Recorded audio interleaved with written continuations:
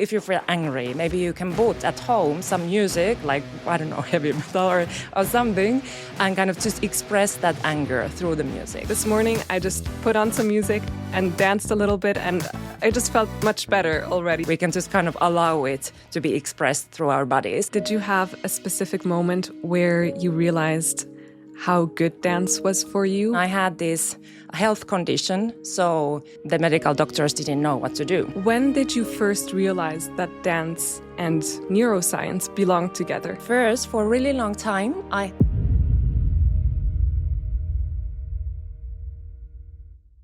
Dr. Hanna Poikonen, you're a neuroscientist and a dancer, blending science and movement to unlock the brain's potential.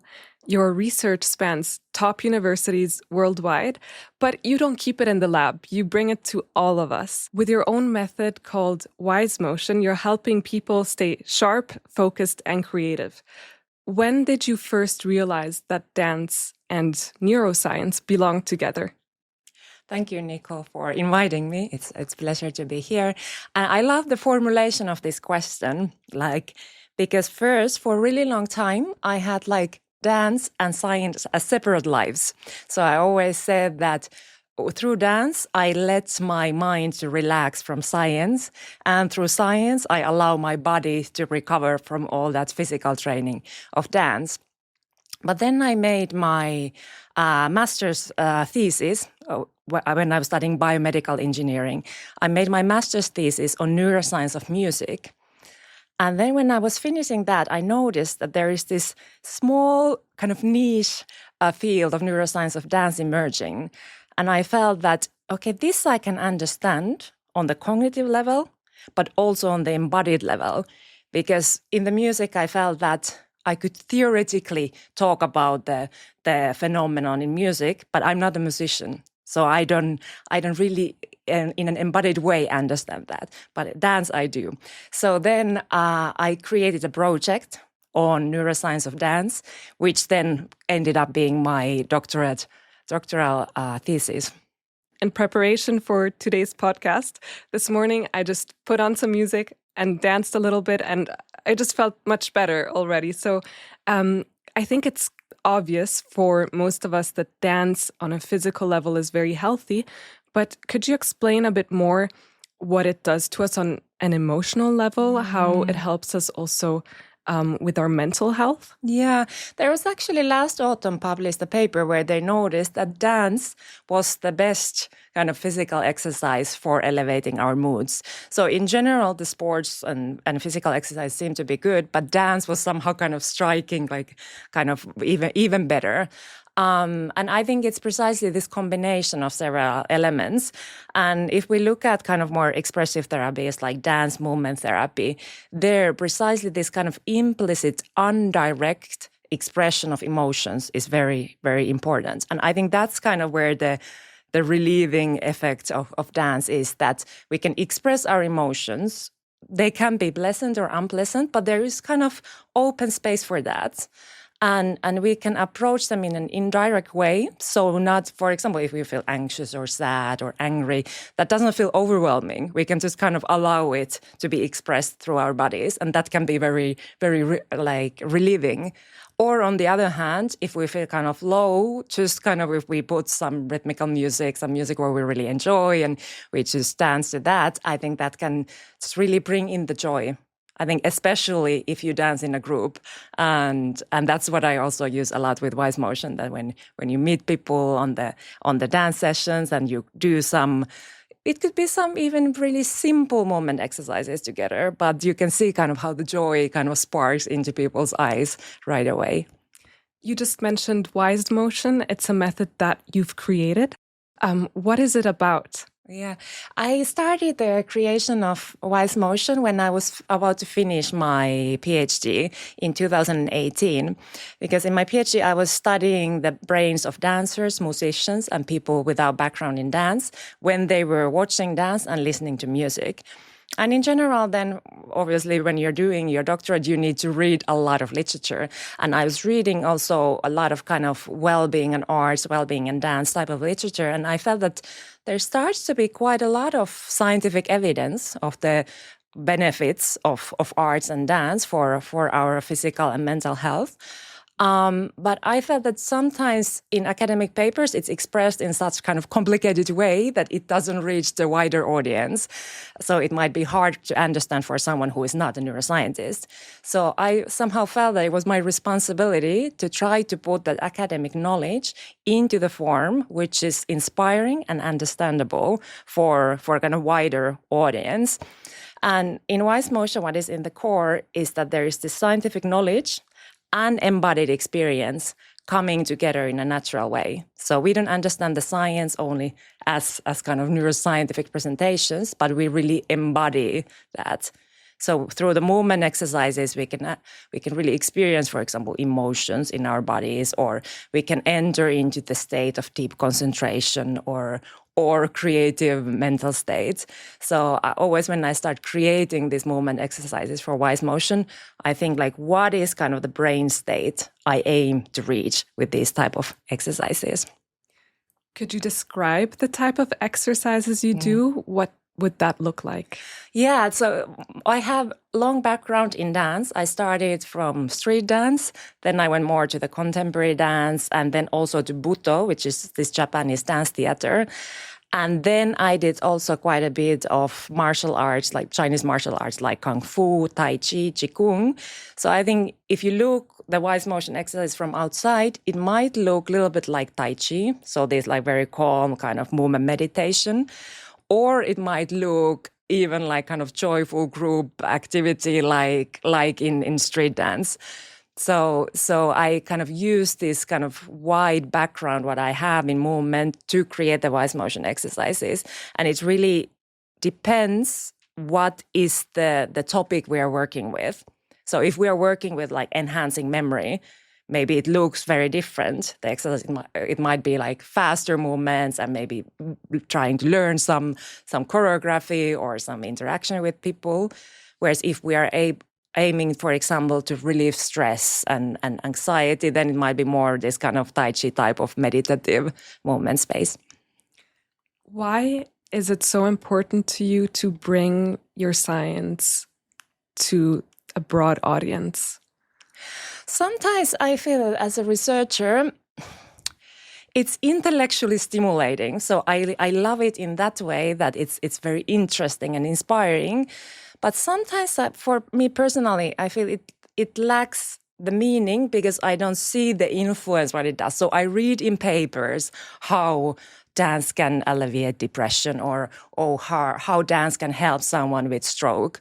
But then in WiseMotion, I can really see that in action. I can really, especially when I work with people with like MS disease or stroke or dementia, I can see directly how the dance benefits them. So for me, that's somehow really rewarding. And there, I think in those moments, kind of the meaning of my work is crystallized.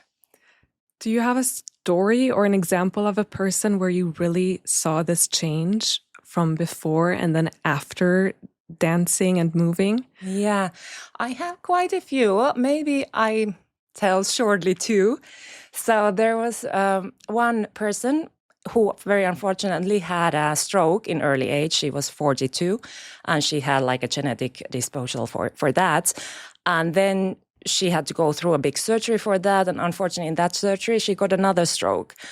And this was very heavy condition, and very often people with this type of condition, they might die, or at least they get like the condition they come out, at least they won't be able to work again. But she was very passionate to recover. She had this strong internal drive, and she came from the world of well-being. So since the very beginning, she very decisively decided that she will recover. And she was doing very many different kind of methods to recover using massage and touch and music and senses and then dance. So she found my work in Finland through media, and then she came to my 1 weekend training. It was meant for healthcare professionals, but she insisted to join. And then she came with her sister because back then she was still kind of in a not very good condition, so she wasn't still able to walk properly, and she got tired very fast. But she was there with us. And then, of course, because the training was for professionals, I also shared the neuroscientific side of the exercises, why they're beneficial. And she was like, wow, nobody ever explained me. Like, I've seen so many medical doctors, but nobody ever explained me what might have happened in my brain. So she got very motivated to keep up dancing. So we had to one weekend together, but already after that one weekend, she could write better. So she said on the second day, like, wow, I haven't been able to write even one page, and now I have made these notes several pages. Wow. And then there was her speech therapist has said also that she was speaking better. So this kind of meditative movement and dance exercises somehow elevated her cognition and motor skills in many ways. And I think from that short-term positive impact, she got so kind of motivated that she kept dancing every week. So she said that she went like a couple of times a week. She went to by the sea and she was dancing there. And then she came back to my training. I think it was maybe 1 or 2 years in between. She came back, she was moving very well. She had gone back to dancing like reggaeton and she was planning to go back to work. So I think in her case, dance was really a big part of this whole recovery process. And there were also medical doctors who came to see her. It's like, wow, you have this miracle recovery. What have you done? Because often the medical doctors say for people with stroke is that, okay, give this 2 years, give this time, and then we will see in what condition you will kind of stay. But I always said, no, it's not give it time. It's like do something with that time. And that what you do with the time, that will really make a difference. So try to be active in many ways. And I think creative ways is a great way to be active and at the same time kind of elevate our emotions. And there is actually research in neuroscience of music and how that helps in stroke rehabilitation. So I think when adding the dance and the body movement, that can be even more powerful. It really sounds like magic when you're telling me this. And oh yeah, she started dancing and then started recovering. What happens to the brain that allows for those improvements? I think it's still largely unknown, but there are some elements. So, for example, when we start doing like physical activities or something like engaging in comparison to just laying in the bed in silence, there's more blood going into the brain. So then you could imagine there's more nutrition going to brain as well. And then other aspects which are very important, but they have noticed also in this neuroscience of music for stroke type of research, is that it helps to alleviate cortisol. So really, even in this kind of subacute state, there's the stress is relieved by listening to music, and then also the blood pressure starts to go down. Then there's less risk for complications. And then there's, okay, this is the hormonal side, but then there's also the side of the autonomic nervous system. So when something so traumatic happens to you as a stroke, your body is in full alert. So you're really in the sympathetic side of the nervous system, kind of fight or flight, and scared, afraid, maybe anxious. So then these like pleasant artistic activities can really help you to calm down the autonomic nervous system and go more to the parasympathetic side of it. So that also is kind of what allows the body to start to heal. And do you think the reason for that with dance specifically is because it's in combination with music? I think because this research on music and its benefits for very early stages of stroke is precisely when people listen to their favorite music.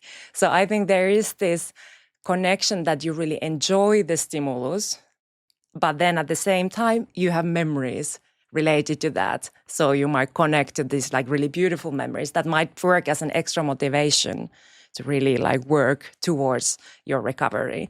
So I think there can be also maybe other way to do dance. Could be that you are in nature and you are kind of, instead of music, you have these pleasant nature sounds like birds singing, or you can hear the wind in the trees or something like that. In your own life, did you have a specific moment where you realized how good dance was for you, where you noticed how it was affecting your own well-being? Yes, actually, I noticed that it's been important part of my academic life. So I feel that sometimes the work can get very intense. So I feel that then if I put music and kind of improvise, that's a way to get into a more creative state and kind of relieve a little bit this kind of pushing. But then there was another time when I had this health condition. So now there's a lot of talk about long COVID. But the condition what I had was similar, but it was before COVID. So then there was not this conversation about it. Sometimes it's called chronic fatigue syndrome, and it can be triggered, for example, by a virus. So I was extremely exhausted, and I was very tired, mainly in bed for months. And then I started to search for ways to recover because the medical doctors didn't know what to do. And then obviously diet was important part of the recovery, but so was the movement. And it was really kind of, I had to go into this deep internal process. How do I start to recover my body? How do I find these small movements I can do, which don't make me really exhausted again? So I started very little by little. And I think then when I could connect to this kind of very gentle internal dance, that was the first step. And then I was like, okay, maybe I can do this little bit more and a little bit more. So I think that was really core component in my recovery. And I think that's also my kind of personal motivation to do WiseMotion and work people with different kind of brain-related illnesses. Because, for example, people with MS disease or stroke, like fatigue and this extreme tiredness is important part of their illness. So I feel that in a non-verbal way, I can really share that sensation. And I really try to share with them these tools, what I have learned with my own body. And now, for example, we collaborate in Finland with the Neuro Association, and we organized several-day retreats and online trainings for people with MS disease. And there I precisely try to share these like little simple physical exercises, what everybody can do. Even if you're laying in bed, you can do that. And how you can bring this the kind of moments, little moments of joy, and then also little moments of movement, and start to recover. And this is something I also did a bit with people with long COVID, and that was online because that was the only way to access them because they were at home. And we made like 5-minute movement exercise where we were imagine that we are in this beautiful field of flowers, and we are picking different kind of flowers in that field. Just 5 minutes, gentle music. Some people were laying in their bed, some were sitting, some were standing. And just after the 5 minutes, the chat was full of comments. Like, oh, wonderful. And so it was beautiful that people who are in a really difficult life situation, there can be this little kind of light and moments of joy. I imagine it must be very difficult and frustrating when you're suffering from something like chronic fatigue or long COVID to go to the doctors and not get an answer or not get the help you're expecting. How did it feel for you personally at the time when you started experimenting with movement and noticed that it was actually improving your situation? I think it was like, I think the first things to process were precisely the frustration and sadness and fear. And I feel that through the body movement, I could process these emotions. And in a way, I didn't need to find words for them. I could just explore, okay, where in my body I feel sadness? Okay, how does the fear feel or the frustration? How would that move my body? So I think that was really empowering because then I noticed that, okay, I did this type of meditative movement exercise for a little while, and now miraculously I feel better. So at least for a moment, I could like alleviate those emotions and then kind of start building from there. So I think maybe I was even surprised myself, like, okay, how do I feel so good now after this small exercise? We live in a society where a lot of people are very angry, anxious, scared because of the current times we're living in. And a lot of it is expressed with nasty words or comments and online where you can hide behind a screen. And it really sounds like maybe more people should just express their emotions through movement. Do you think it would benefit maybe schools or workplaces, companies to incorporate dance in their daily lives?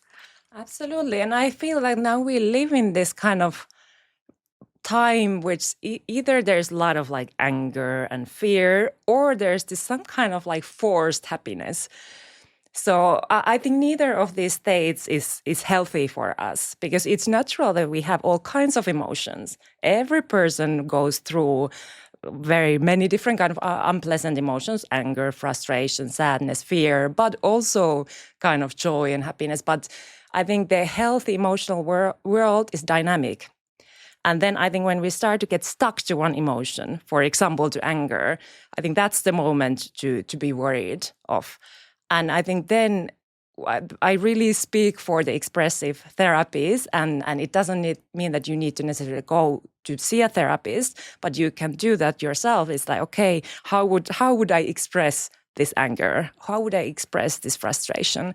And also now, if I'm thinking like the work context, for example, if there were this kind of like group exercises of dance expression or movement expression, also to create this kind of safe space and allowing space, so the people are allowed to express also these uncomfortable emotions.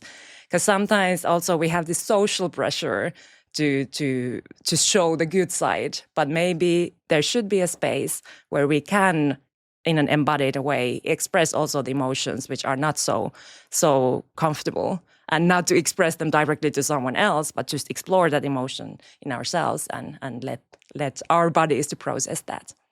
For someone who wants to try that out, maybe alone at home to begin with, how should they approach this? Do you have a piece of advice? Yes, now I'm thinking actually one client who I had, because sometimes with WiseMotion I visit these wellness resorts and then I give individual sessions. So there was one man who in his middle age who came to my WiseMotion masterclass, and he was this very busy businessman. He had companies in different countries, but then he had also lost a family member. So, for example, in his case, I felt that he hasn't had time to express the sadness and grief. So for his session, I just created this kind of melancholic mixtape of music. I felt that with this kind of sad music, melancholy music, maybe you can just sit for a while with those emotions and explore that. And then we accompanied that with some like very simple movement exercise. And then after that, he said that he could a little bit kind of open the door into that room of sadness.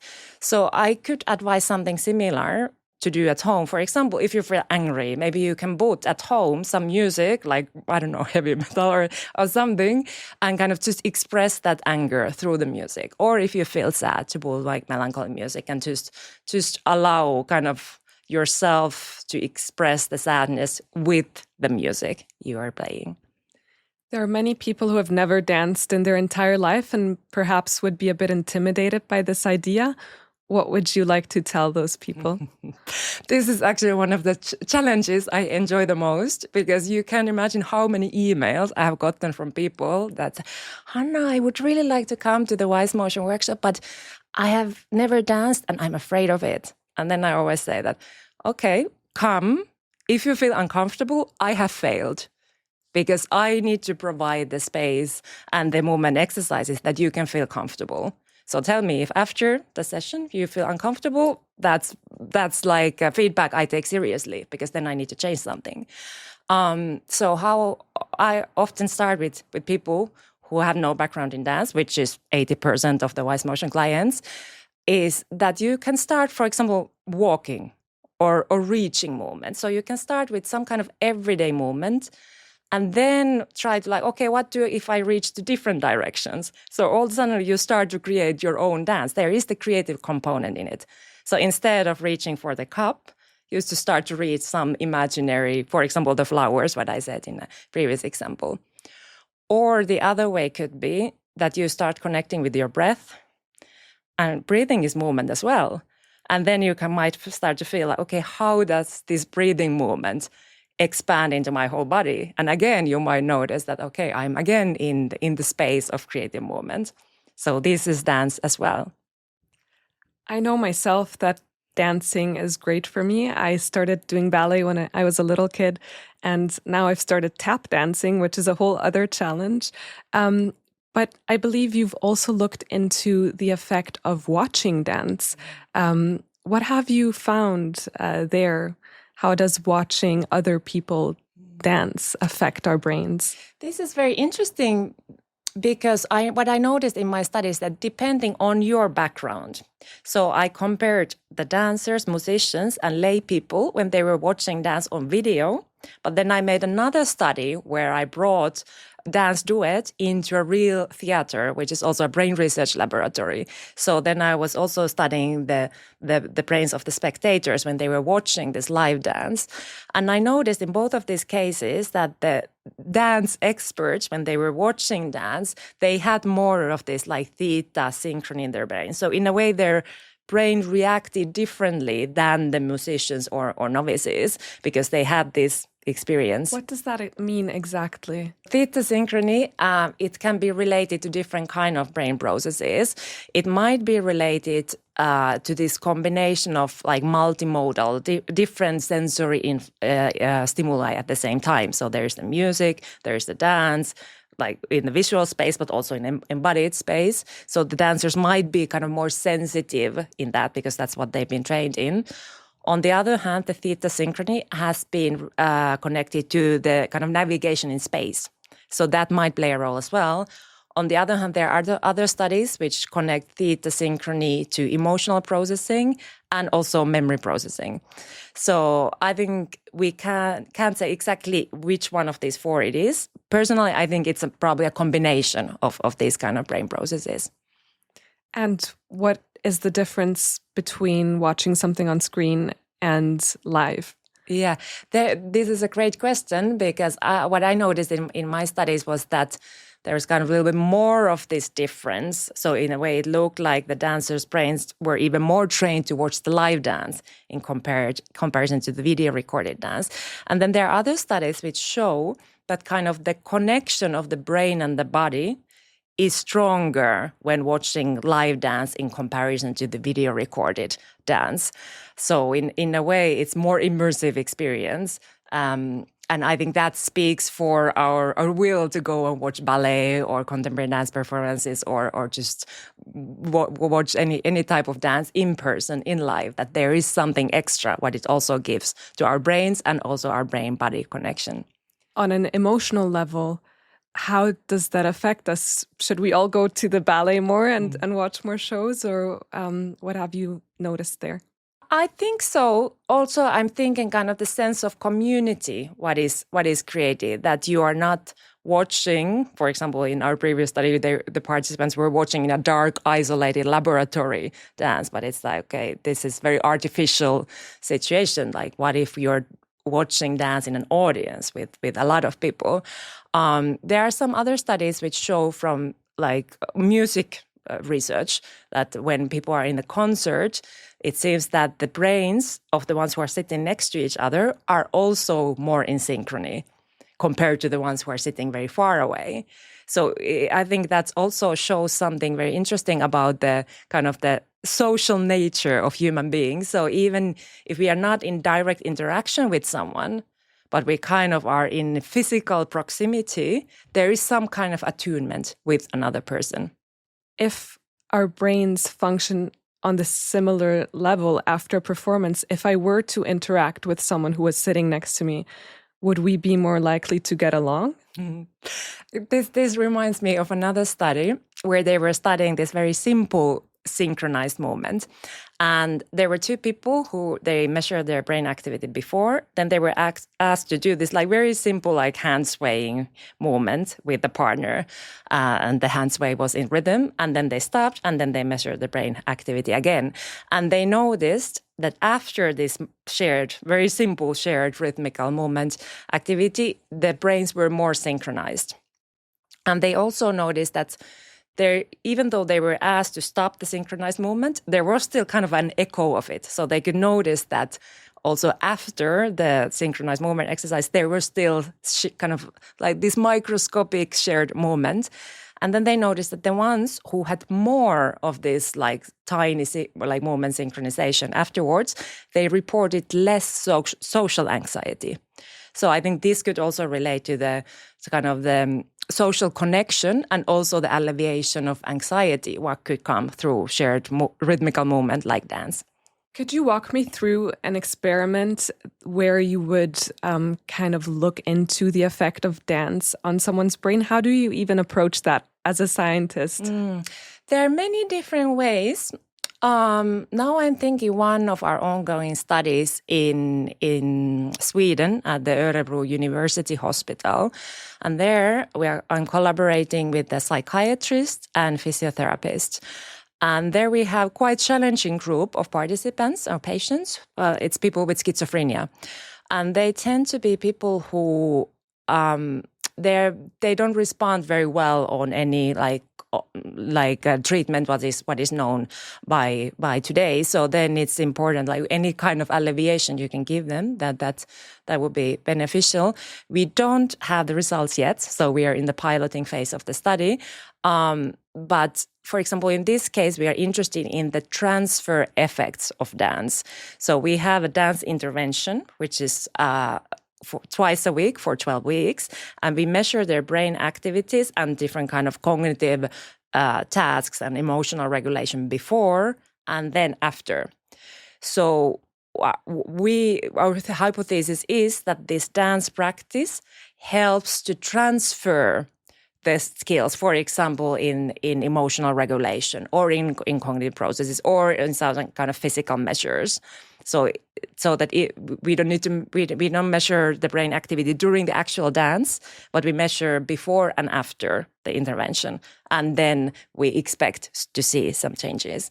And I think what I'm always very interested in general are these transfer effects. Also with WiseMotion, so there are healthy people maybe with very demanding work life.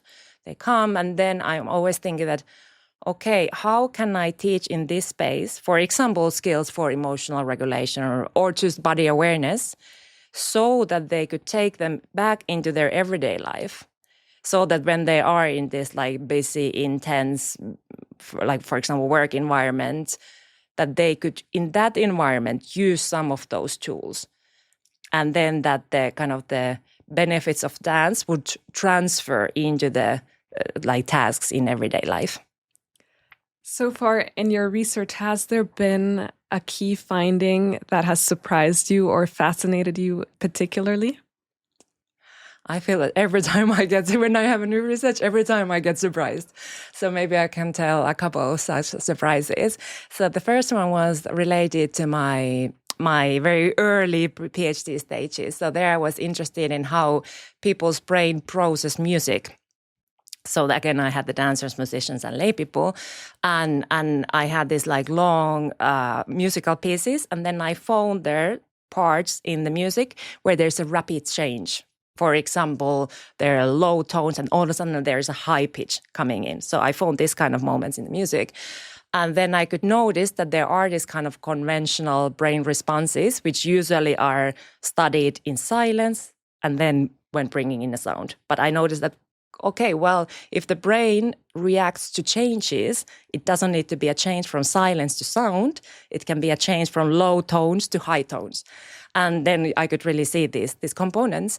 But what surprised me, that the dancers actually had kind of earlier reaction in their brains for these rapid changes in music. So kind of the dancers' brains reacted to these fast changes in music in a kind of pre-conscious level. So it was just 50 milliseconds after the change in music, the dancers' brains kind of already reacted to that.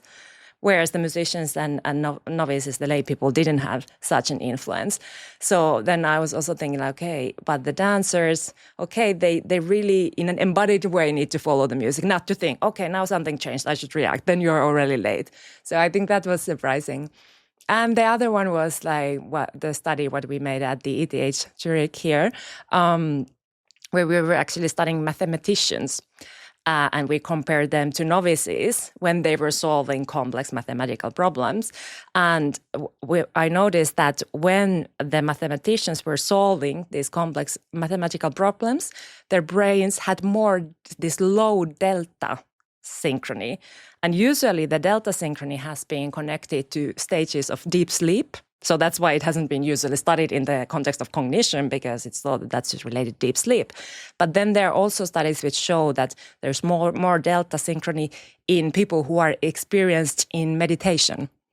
So then it made me to think is that, okay, maybe also this kind of expertise, it could be through mathematics, but also in another study, I noticed that dancers and musicians had similar kind of delta synchrony. So it's like when experts engage deeply into that task, what they are doing, their brain goes kind of into this kind of meditative state. And they really they exclude and they leave out all unnecessary external sensory information, but also unnecessary thoughts.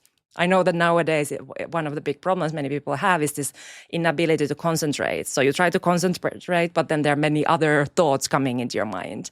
But then it seems that part of this expertise development is that you can keep your mind focused on that task, what you're doing.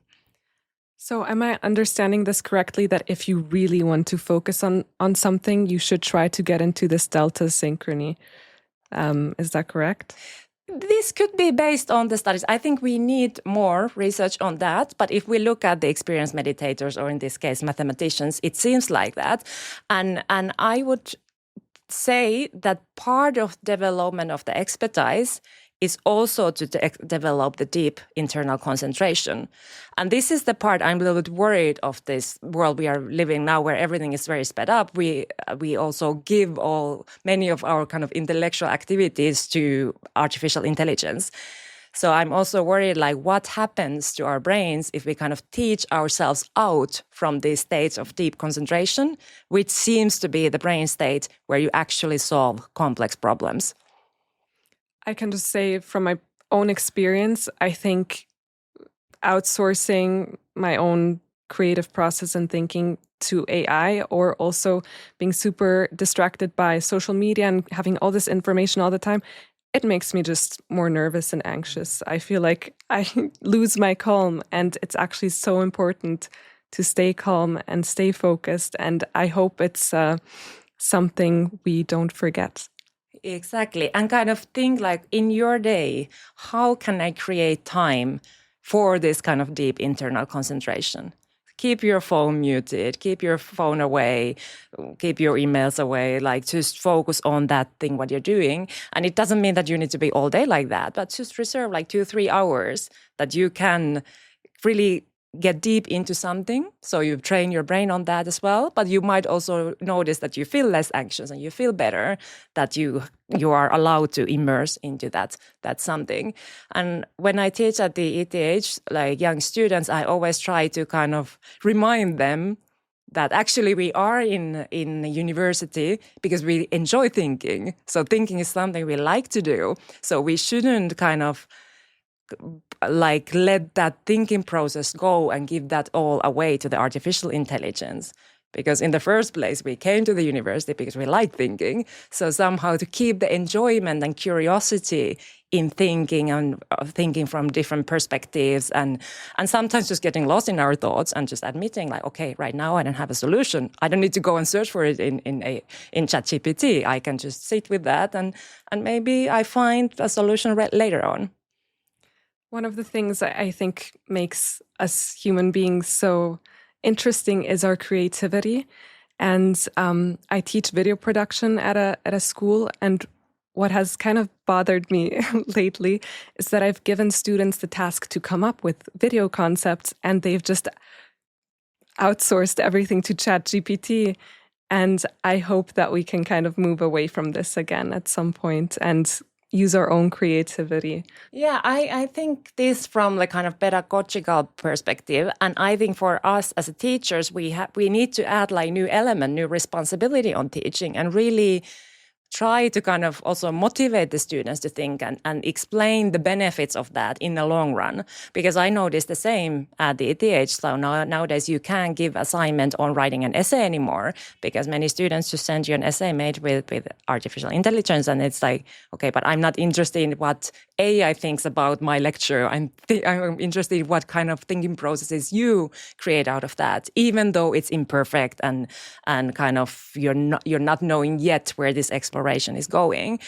So I think part of our responsibility as a teacher could be also to kind of describe the creative process, that part of that creative process is that you don't know, and how to kind of approach that exploration with curiosity rather than fear and pressure that, oh, now I need to deliver something perfect. You don't need to. Just give it time.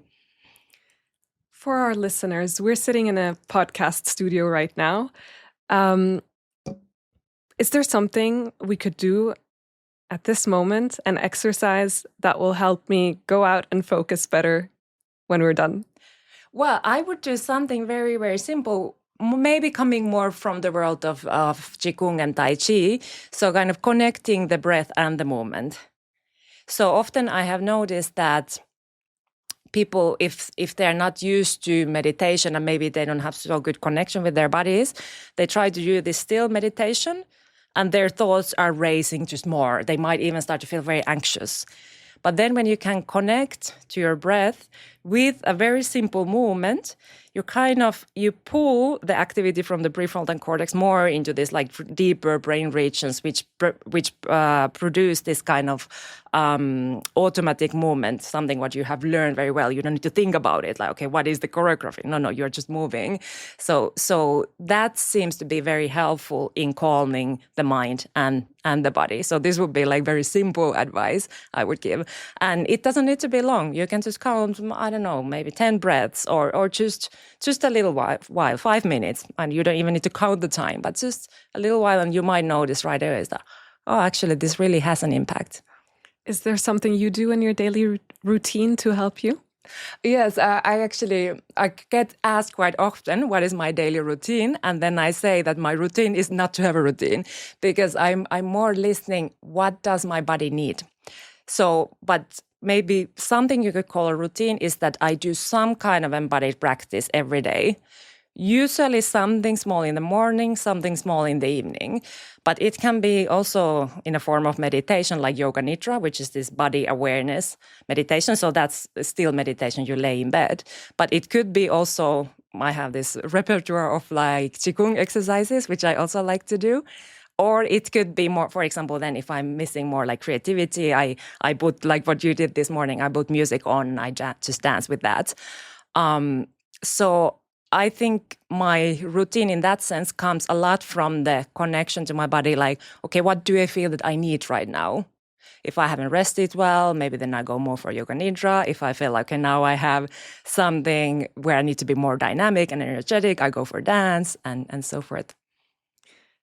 If you had just one message for our listeners right now, what would you like them to take away from your insights, from your knowledge that you've shared? That movement, joy, and social interaction are very good for our brain health.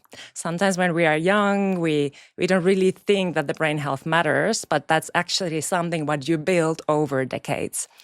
And then I think this movement and joy and social interaction, it has benefits in the long run, but then also they have benefits on this very short term. So you might notice that when you do something what you really enjoy, when you go out and meet people instead of staying at home with your screens, or when you put the music on and try to dance in your own way, even if it's something very simple with your hands, you might notice right away that actually I feel better. So then again, this might motivate you to keep going, like was the example with the person with a stroke, that she really experienced the immediate positive benefit, and that motivated her to keep going. Hanna, thank you so much for taking the time to be on the podcast. It has been fascinating to listen to you, and I am motivated to keep moving. I'm so happy to hear that. Thank you so much. It was really enjoyable conversation. Thank you, Nicole.